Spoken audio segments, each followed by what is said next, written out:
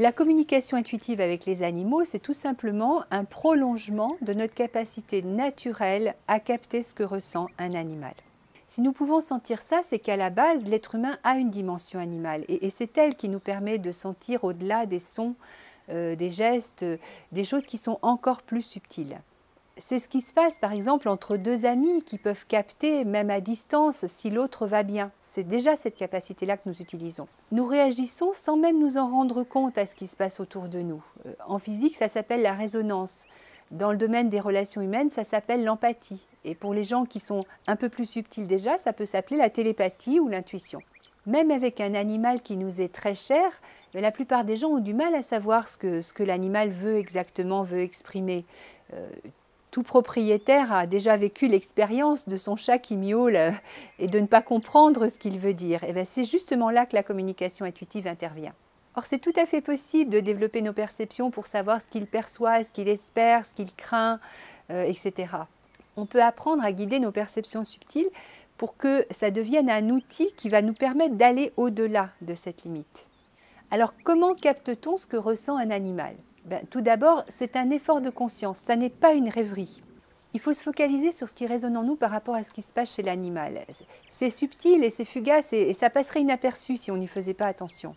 Ça va se manifester en sensations, comme par exemple une chaleur dans l'oreille, ou alors en images, comme des flashs, ou bien ça peut encore être des sons, des goûts, des odeurs. Ça dépend et même ça peut être parfois une combinaison de toutes ces choses-là.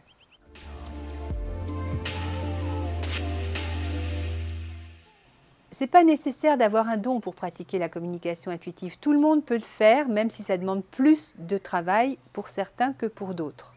Si on a par exemple l'habitude de la relaxation, ça peut aider. Mais ce qu'il faut comprendre, c'est que ce n'est pas un problème d'intelligence, de culture, d'éducation, pas du tout. En fait, il s'agit de retrouver un langage commun et le fait de trop mentaliser peut être un obstacle. La communication intuitive, c'est comme quand on va dans un pays étranger. Si on ne comprend pas les gens du pays, ça n'est pas parce qu'on est stupide et ce n'est pas non plus que les gens de ce pays sont stupides, c'est simplement qu'il nous manque une base commune, une langue commune. Il ne faut pas croire non plus que les animaux sont moins intelligents que nous. Ils sont capables, nous le savons, d'intelligence sociale, par exemple de comportement désintéressé. Ils sont capables aussi de stratégie, comme d'utiliser des outils. On sait même que certaines espèces sont capables d'utiliser des proto-langages avec une syntaxe, une construction de phrases. Pour d'autres espèces, nous ne sommes pas encore capables de déchiffrer leur langage parce qu'il est trop complexe. Il n'y a pas aujourd'hui un seul scientifique qui oserait dénigrer l'intelligence des animaux. En plus, il suffit de les observer pour remarquer qu'ils ont souvent une sagesse qui nous étonne. Donc si nous pouvons communiquer avec eux, ça sera entre créatures intelligentes et ça sera forcément intéressant. Vous en êtes capable. Le tout est de ne pas s'en faire une montagne. C'est quelque chose de naturel que nous pouvons retrouver dans la détente et dans la simplicité. Et maintenant, je vais vous expliquer ce que vous auriez à gagner si vous apprenez cet outil.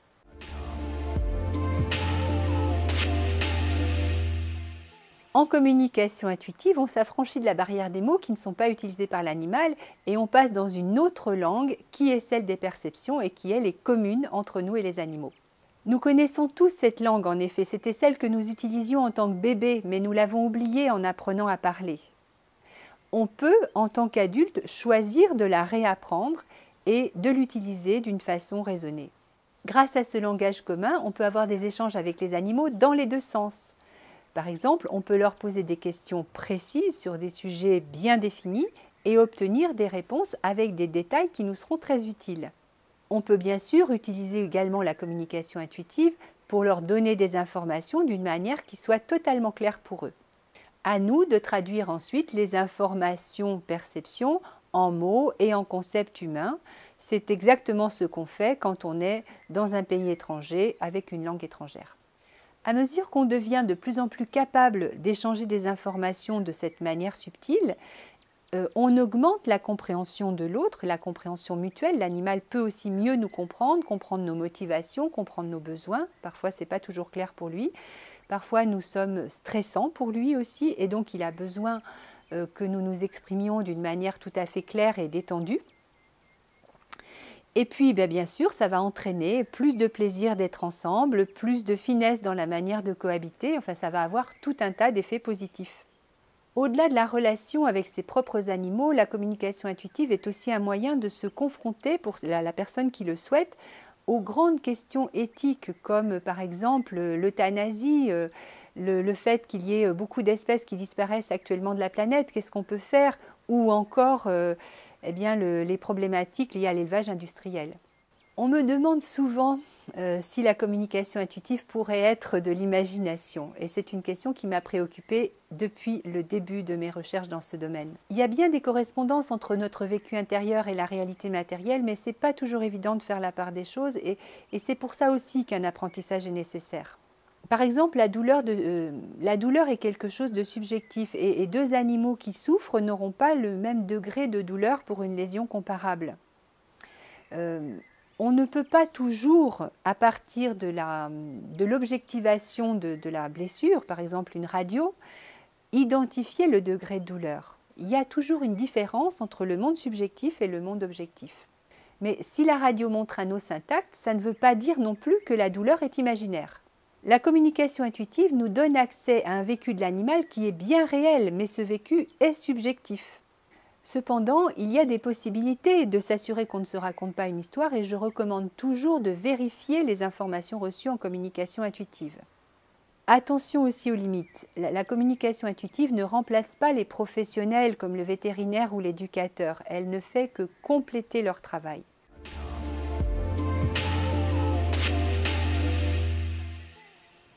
Alors peut-être que vous vous demandez à quoi ça peut bien servir. Tout d'abord, ce n'est pas un outil que vous allez utiliser seulement dans des circonstances exceptionnelles. Si vous vous intéressez aux animaux, vous allez vous en servir tous les jours. Vous allez voir une araignée sur un mur, vous allez avoir une guêpe qui vous tourne autour, vous aurez peut-être un chien perdu que vous croiserez dans une promenade. Tout ça, ce sont des occasions d'utiliser la communication intuitive. Comment vous allez l'utiliser? Bien, ça dépend du type de lien que vous avez avec les animaux. Si ce sont des animaux d'élevage, par exemple, eh bien, vous pourrez l'utiliser pour chercher à améliorer leur bien-être. Dans un troupeau de vaches laitières, vous pourrez les interroger sur la sensation qu'elles ont dans leurs mamelles, ce qui vous permettra de savoir s'il y a un début de mamite, s'il faut faire un réglage de la machine à traire, par exemple. Dans l'éducation, vous pouvez expliquer à votre animal ce que vous attendez de lui, ce qui vous évitera des répétitions ennuyeuses jusqu'à ce qu'il ait compris ce que vous attendiez. Vous saurez aussi précisément ce qui est difficile pour lui dans l'apprentissage, et du coup, ça deviendra un plaisir de part et d'autre. Quand vous pensez à faire entrer un animal dans votre vie, eh bien, vous pouvez identifier sa personnalité, et comme ça, vous saurez si c'est compatible avec ce que vous attendez de cet animal ou pas. On peut avoir un cheval qui soit tout à fait bien constitué pour courir, et puis il n'est pas motivé par la course, et du coup, il ne donnera pas son maximum au moment de l'effort. Alors, quand vous changez quelque chose dans la vie de votre animal, c'est extrêmement utile aussi de lui expliquer qu'est-ce qui va changer pour lui en conséquence. Par exemple, lors d'un déménagement, il y a des animaux qui croient que leur propriétaire va partir sans eux parce qu'ils voient qu'il y a des préparatifs et ils ne savent pas s'ils vont faire partie du voyage, et c'est extrêmement anxiogène pour eux. Évidemment, l'adoption, même si c'est un changement heureux, ça représente aussi un énorme choc pour l'animal. Et c'est vraiment important de communiquer beaucoup autour de cette étape d'adaptation, aussi bien pour l'animal que pour les adoptants. Si votre chat se cache toute la journée alors que normalement il est sociable, ça peut être très utile de discerner s'il est malade ou s'il a eu peur de quelque chose, ou tout simplement s'il a envie d'être tranquille un petit peu. Quand un animal est malade, justement, vous pouvez savoir exactement quel type de douleur il a, qu'est-ce qu'il améliore, à quel moment de la journée ça fait mal, etc. Et donc c'est très utile parce que ces informations vont compléter le travail de diagnostic du vétérinaire. Vous pouvez aussi lui expliquer pourquoi il avale un comprimé tous les jours et espérer ainsi obtenir sa collaboration pendant le temps du traitement. Au-delà de ces buts utilitaires, vous pouvez avoir envie d'aller plus loin dans la relation que vous avez déjà avec votre animal, et là, la communication intuitive peut vraiment vous aider aussi. Aimer un animal, en être proche, ce n'est pas la même chose que d'avoir avec lui un lien conscient et construit. La communication intuitive vous permettra de savoir l'idée qu'il se fait des choses, ce qu'il pense de vous, quelles sont ses aspirations, quelles sont ses craintes, comment il vit la relation avec tel ou tel autre animal, ou même des personnes qui le côtoient en votre absence. Là, vous entrez vraiment dans la complicité, vous découvrez son sens de l'humour, vous apprenez un regard nouveau, vous développez une nouvelle relation et au final, bien, vous développez un bonheur que vous n'aviez même pas imaginé sans la communication intuitive. Vous vous ouvrez à une autre vision du monde.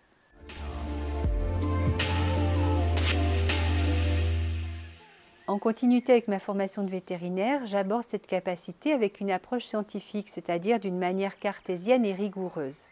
Vous recevrez donc une méthode précise et prudente pour éviter les amalgames et vraiment servir l'animal et les gens qui les entourent. Ça fait plus de 30 ans maintenant que j'ai développé cette méthode et je l'ai transmise à des milliers de personnes. D'autre part, j'ai une longue pratique d'enseignante puisque j'ai débuté ma carrière professionnelle en enseignant la chirurgie à d'autres vétérinaires. Grâce à cette expérience, vous bénéficiez d'une structure pédagogique éprouvée que j'ai adaptée à différents types de publics, les enfants, les professionnels, les propriétaires d'animaux, etc. Tous les intervenants qui travaillent avec moi sont également des formateurs professionnels à la pointe de leur discipline. En suivant les cours de ma fondation, qui est un organisme de formation à but non lucratif, vous contribuez à soutenir des projets qui sont utiles au monde animal et vous contribuez à la reconnaissance de sa place dans la société. C'est une manière de prolonger votre engagement envers les animaux. Vous avez aussi la possibilité de contribuer à des projets novateurs comme l'accompagnement des personnes qui adoptent des animaux ou d'autres projets qui sont disponibles sur le site de la Fondation. Avec notre école, vous recevez plus qu'une simple formation. Vous bénéficiez d'un suivi pédagogique gratuit que j'assure personnellement pour tous mes élèves. Vous avez aussi la possibilité de rejoindre un groupe d'entraide en ligne pour que vous puissiez vous entraider entre propriétaires pour vos animaux. Et puis, évidemment, vous pouvez vous constituer un réseau riche de compétences variées avec des personnes qui, elles aussi, s'intéressent aux animaux. Notre école offre aussi des formations professionnelles pour ceux qui le souhaitent et nous disposons de formateurs aux compétences variées de façon à ce que les élèves soient le mieux armés possible pour la vie professionnelle. Pour l'instant, nous offrons 2 cursus, celui de conseiller en communication intuitive pour les personnes qui veulent aider les propriétaires et leurs animaux de manière professionnelle et celui d'animateur pour mieux faire connaître le monde animal aux jeunes. Les compétences sont validées par un examen et les coordonnées de ces personnes certifiées sont disponibles sur notre site.